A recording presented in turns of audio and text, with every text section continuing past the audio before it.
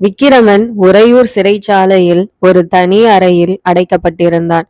சிங்காதனம் ஏறி செங்கோல் செலுத்த வேண்டிய ஊரில் சிறையில் அடைக்கப்பட்டு கிடைப்பதை நினைத்து நினைத்து அவன் துயர சிரிப்பு சிரித்தான். அவனுடைய தந்தை அரசு செலுத்திய காலத்து ஞாபகங்கள் அடிக்கடி வந்தன. பார்த்திப மகாராஜா போர்க்கோலம் பூண்டு கிளம்பிய காட்சி அவன் மனக்கண் முன்னால் பிரத்யட்சமாக நின்றது.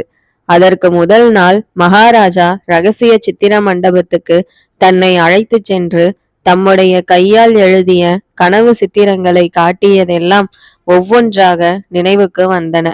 ஐயோ, அவையெல்லாம் கனவாகவே போக வேண்டியது தான் போலும். தந்தைக்கு தான் கொடுத்த வாக்குறுதியை நிறைவேற்றலாம் என்னும் ஆசை அவனுக்கு இதுவரையில் இருந்தது. இப்போது அடியோடு போய்விட்டது.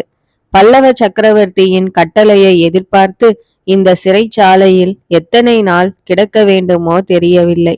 அவரிடமிருந்து என்ன கட்டளை வரும்? மரண தண்டனையை நிறைவேற்றும்படிதான் அநேகமாக கட்டளை வரும். மாரப்பன் அந்த கட்டளையை நிறைவேற்ற சித்தமாயிருப்பான். தன்னுடைய கதியை பற்றி யாருக்கும் தெரியவே போவதில்லை. பார்த்திப மகாராஜாவின் பெயராவது ஜனங்களுக்கு சில காலம் ஞாபகம் இருக்கும். தன் பெயரை கூட எல்லாரும் மறந்து விடுவார்கள். செண்பக தீவிலிருந்து ஏன் திரும்பி வந்தேன் என்னும் கேள்வியை விக்கிரமன் அடிக்கடி கேட்டுக்கொண்டான்.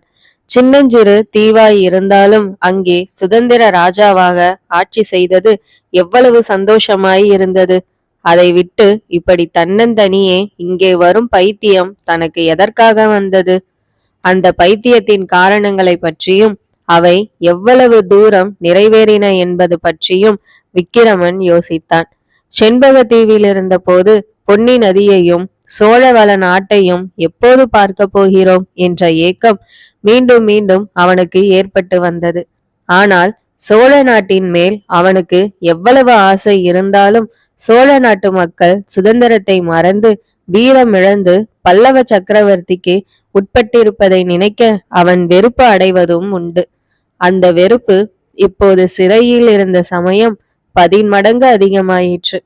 வீர பார்த்திப மகாராஜாவின் புதல்வன் உள்ளூர் சிறைச்சாலையில் இருப்பதை கூட தெரிந்து கொள்ளாமல் தானே இந்த ஜனங்கள் இருக்கிறார்கள். தாயாரை பார்க்க வேண்டும் என்ற ஆசை ஒன்று இருந்தது. அதுவும் நிறைவேறவில்லை. நிறைவேறாமலே சாக போகிறோமோ என்னவோ. அப்புறம் குந்தவி, அவளை நினைக்காமல் இருப்பதற்கு விக்கிரமனான மட்டும் முயன்றான். ஆனால் முடியவில்லை.